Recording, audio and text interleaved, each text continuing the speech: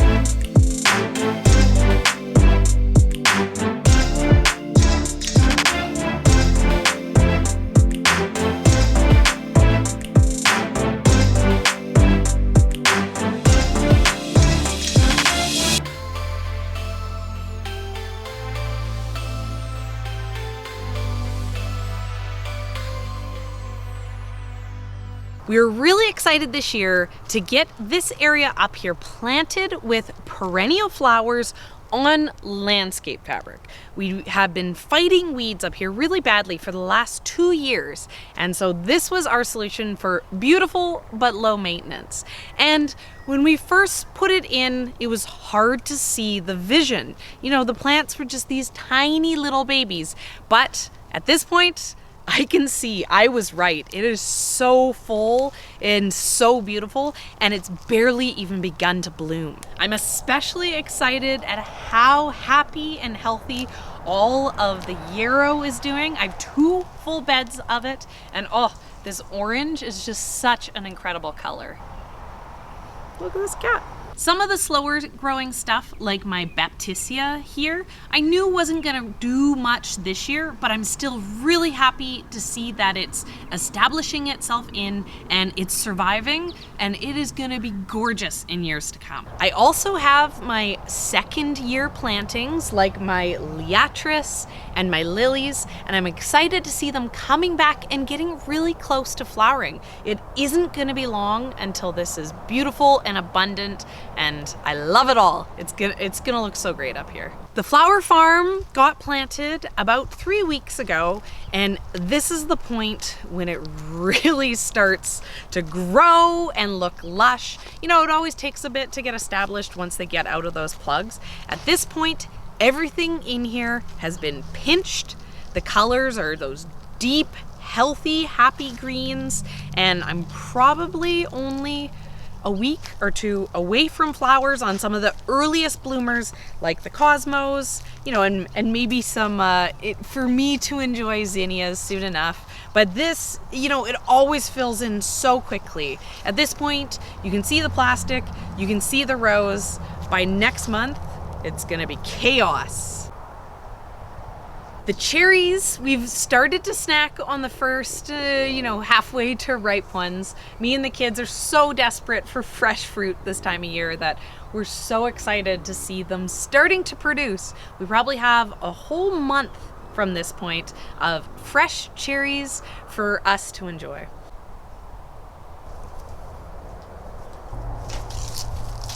I told Ian no dinner plate dahlias. We weren't gonna do that again. but I didn't say we weren't gonna give dahlias at least another try. And so this is my dahlia patch. I have about 170 plants planted into these 2 beds, and these are all smaller, more decorative, ball or just smaller bloomed dahlias. They're gonna produce a lot more flowers, and they're gonna produce them more regularly than the dinner plate dahlias. Last year, I found the dinner plate dahlias, they were so big, they were gorgeous. I love looking at them, but I didn't know what to do with them in the bouquets. So this year, we're giving these a try, and it's pretty incredible to see some of the first blooms already opening up.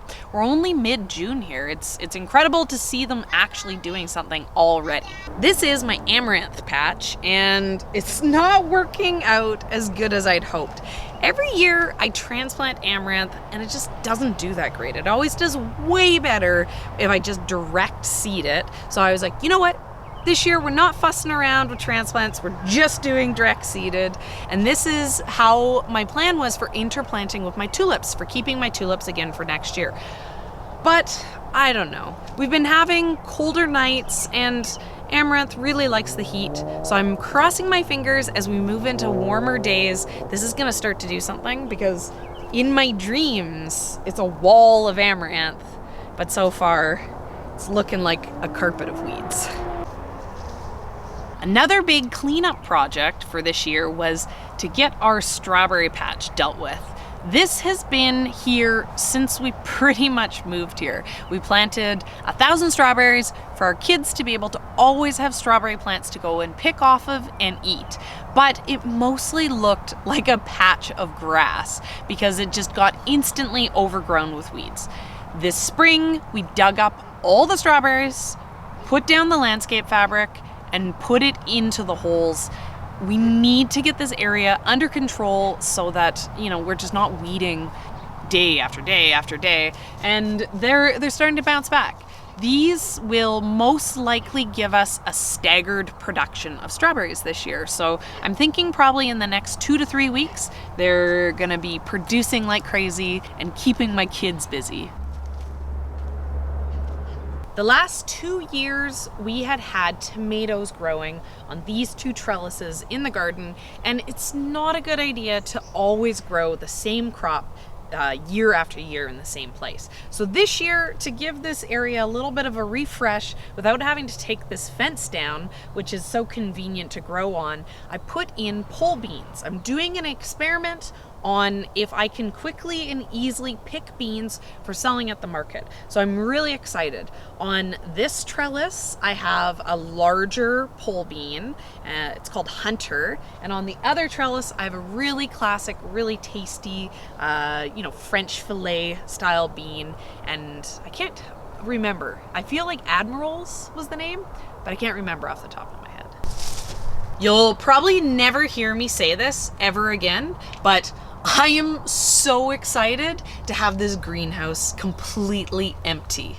This is where we had all the seedlings, and seedlings are done. And not only that, but this greenhouse is done. This is where we're planning on putting our new, larger high tunnel in. And so the first step to getting ready to putting in that big greenhouse is to take down the smaller one and get the ground prepared. So this being empty means we're taking steps towards that really big project this year. Boop.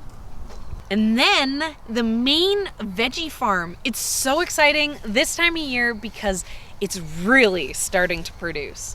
It always feels like it's so slow. I put my first seeds into the ground in here back in March. So it's been a long wait for all the harvests that we're starting into. And not only are we starting to harvest more crops, we have the spring lettuce, we have the bok choy, which is a spring classic here. Spinach is already gone and done. Kale, we have some baby greens, all that kind of stuff is on, but we also have carrots and we have beets, and things are getting so advanced out here in the main farm patch that we're actually pulling out things and planting again. I need to start thinking about our fall crops for getting ready for that. I need to always be planting, always be pulling things out, always be putting more in so that this keeps producing for me. You know, last year we were selling into November, and ideally I'd like to do that again. One of the crops that I'm really excited that we trialed this year is this kale, which is called KX1 from Johnny's Seeds. We were growing it as a baby green and it looked beautiful little. At this point, I'm not super happy with the flavor. It's starting to be a bit bitter.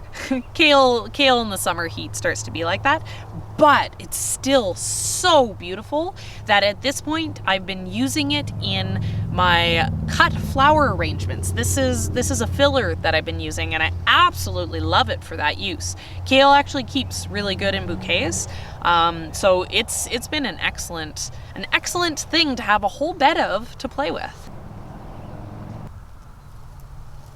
Look at those carrots. Looking pretty good. They're definitely close to being ready. There might be a few that I can pick out this week, but next week, carrot season officially begins. These are the ones. This bed, these two beds here, and the beets on the other side of me, these were the ones that were planted in the beginning of March. So I've been waiting a long time for this moment right here, pulling a edible carrot out of the ground. Oh, is it big enough? Is it big enough? This is not big enough. This is perfect for me. This is like maybe still too small for our customers, but getting there. This is our chard patch and it's starting to look really good. I like it when the chard is available to sell because it is a pretty consistent, you know, it's never the best seller, but it sells. And this color right here, let's see where it is.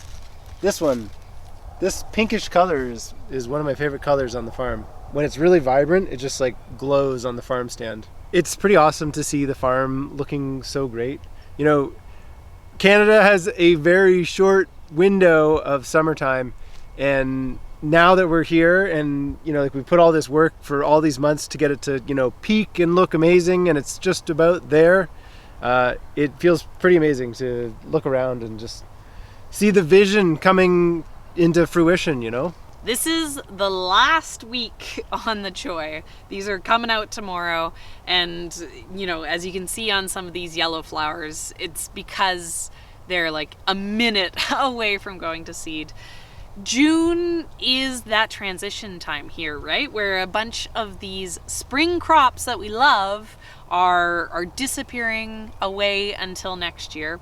We love the choy, but I have to say, by this time of the year, I'm looking ahead, I'm eating the carrots, I'm enjoying the beets, and I'm dreaming of those tomatoes to come, which means let's go show you some tomatoes. Look at these tomatoes! This tomato greenhouse is looking incredible. This is one of our newer greenhouses, which means you can see through the plastic and the light comes in. So I'm hoping everything's gonna be a lot healthier, a lot happier this year. We're also going to try to be proper tomato growers and put some fertilizer in here mid-season. These are our cherry tomatoes and then our Juliet style tomatoes, our saladette tomatoes. And there is 100 of each, so 200 total in this greenhouse. And this is, you know, where all of our tomato sales mainly come from. We sell the little baskets of the cherry tomatoes and they always do really good. And we love them.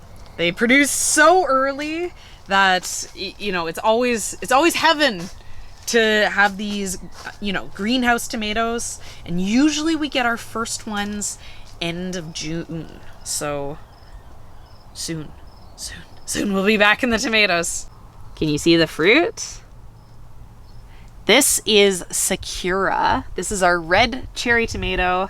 And oh, the fruit! It's not full size yet, you know, and then it has to ripen, but it's coming. Tomato-based life forms. The other thing that we are doing in the greenhouses is we are growing some sweet peppers. Last year in the field, COVID hit. I was worried that we weren't going to be selling anything in the summer. So I had a bunch of California Wonder sweet peppers and I put them in just to fill up space. And those did incredibly well. They produced all summer long. We had tons and tons, and you know, it was something new and something different to be able to have at the farm stand. So this year I said, we're giving peppers a proper try. This variety I'm pretty sure is Red Knight. I'm also growing Ice Age, which looks like it's gonna be crazy looking, and then a little grilling pepper called shishito peppers. And these are all high production farm varieties, so I'm really excited to see what these do. I'm excited to see how much we can produce, how much money we can make on peppers. I always thought this was a crop that didn't make sense for us because of our small scale, but it turns out it may be the perfect crop for us. Serina, we totally walked by all those beautiful ranunculus. What about my ranunculus? They're all blooming. Serina, you walked right by them. Go back. Okay, this bed is looking amazing, and to me, this bed is looking like money because we sold so many bouquets last week with these ranunculus, and I think we're gonna do it again this week. I thought that maybe last week was the last week for them, but look at this.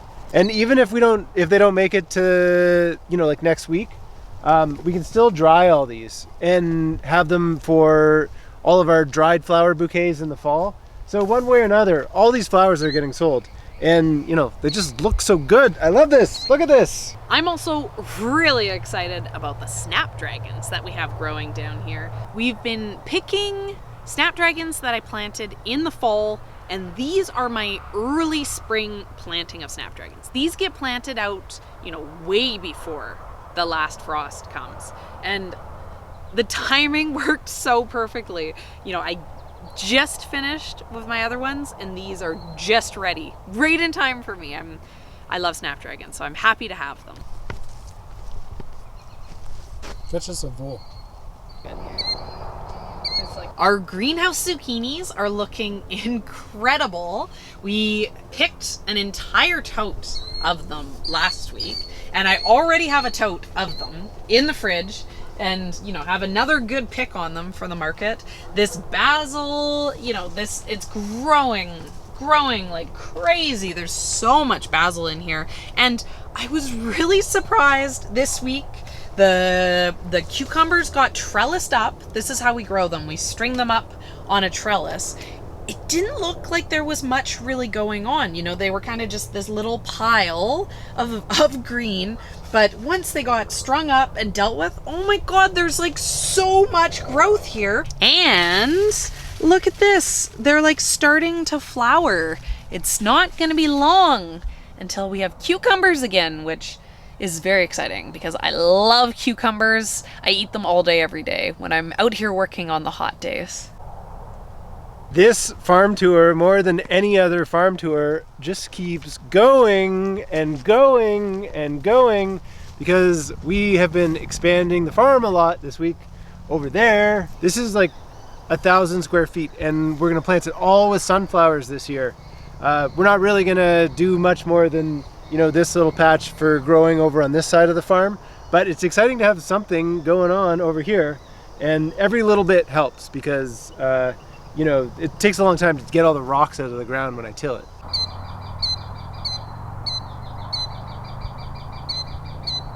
Since cherry season has begun and our neighbor is fully a cherry orchard, this time of year he has this soundtrack that plays down here at the bottom of his orchard, which is this loop of like 8 different birds being murdered, and it just plays over and over and over again. So if you hear any scary bird noises, it's functioning to try to scare birds away from the orchard. But it's what's behind me that is definitely more exciting. This is a completely new area of the farm, and it is fully planted. In the last month, this was like nothing. Ian came down here, he busted up brand new ground with the tiller. We came in, we put down landscape fabric, we put in compost, we planted it all out. It's incredible to me that this is really looking like farm, all the way to the bottom of the farm. You know, it's all planted, it's all being used, and you know, it's growing.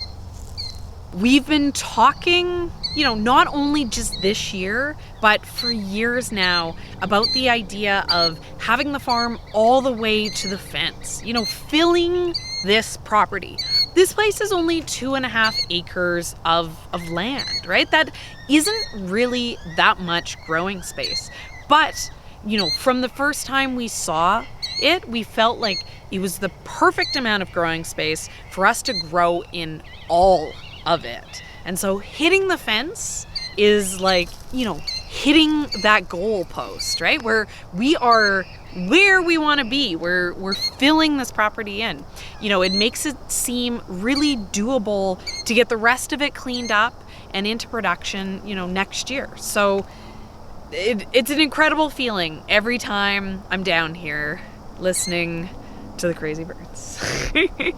Ian loves down here, and so should all of Team Flowers, because this part of the farm really represents us going a lot harder into flower growing. This year, we're being more intentional, more serious about the sunflowers. We think sunflowers is an excellent way to make money, and so we did that huge shop with sunflower selections. We bought all the pro cuts, and that's what I'm standing beside here. This is 2 successions of pro cuts. They grow and flower very fast. They are like a 60-day flower, right? So these, I start them in a seedling tray, you know, I grow them for 2 weeks, and then I get them into the ground a month and a half later. I'm picking them and selling them, pulling it out and planting again. So this here, even though they are quite small, they don't look like they're doing much. 3 weeks from now, I am going to be cutting, you know, beautiful flowers for bouquets, and it's just every week there's going to be more. So I'm really excited about giving this, you know, a good try, a good effort, staying on top of my successions and making this happen. Sunflowers can make us a lot of money. There's something that is fairly easy to grow.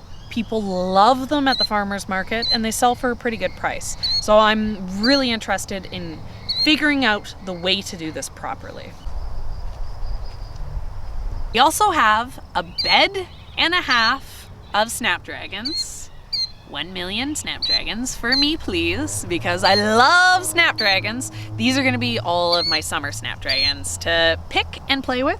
And then I also have half a bed of mixed color zinnias. And the plan for these is we come out here and we pick just very simple zinnia bunches for going down to the market right in the field. No arranging, just picking and bunching, and it's ready to go. So I'm excited to see how this straight bunch for the market trial goes. If this works out, this is gonna make me really happy. I'm also really excited with how the dried flowers went last year.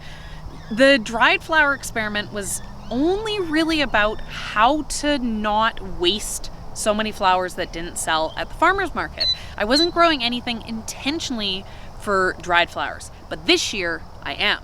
And so this bed behind me, this is straw flowers and status. This is all stuff that I could sell fresh, or I could save it and have them be some of the best dried flowers that, you know, that there are. Some nice bright punchy colors with long stems. This is stuff that's going to be infinitely useful for me, you know, come winter if I save it. And then finally, this is where all of my next successions of lettuce are going to go. This is going to be a weedy mess down here. So we have prioritized as much as possible growing on the landscape fabric. We know it's going to be bad down here, so we're being proactive about it this year. you know, as much as possible, it's trying to be where there isn't landscape fabric, it's the sunflowers, because they do a pretty good job of fighting the weeds, or landscape fabric. But, you know, every year that we work in this soil, we work out the weeds. Every year it gets better. This is only year 1. By year 3, beautiful soil. We're harvesting scapes right now for the market, although they sold very poorly last week. Previous years they've sold well, so hopefully, you know, they find the groove. But now that we're harvesting scapes, it's probably 3 or so weeks until we're harvesting garlic. And garlic is kind of one of those things where it's a little bit of sales every week, and then in the fall it drives sales around Thanksgiving, stuff like that. It can make up hundreds and hundreds of dollars at every single market. So, you know, this is a very important crop for us. Okay, we gotta go. Our neighbor just came over and brought us some samosas, and he's got a cherry orchard, so brought us a bunch of cherries. So we're super hungry because we haven't eaten since the afternoon. And yeah, we're going. So thanks for joining us on our farm tour. We think it looks amazing, so I hope you do as well. You got the crazy eyes. I got the hungry eyes. You got the samosa eyes. I'm borderline hangry. Oh, How many? What do you got there? Toast? Are you excited? Yeah. Do we order?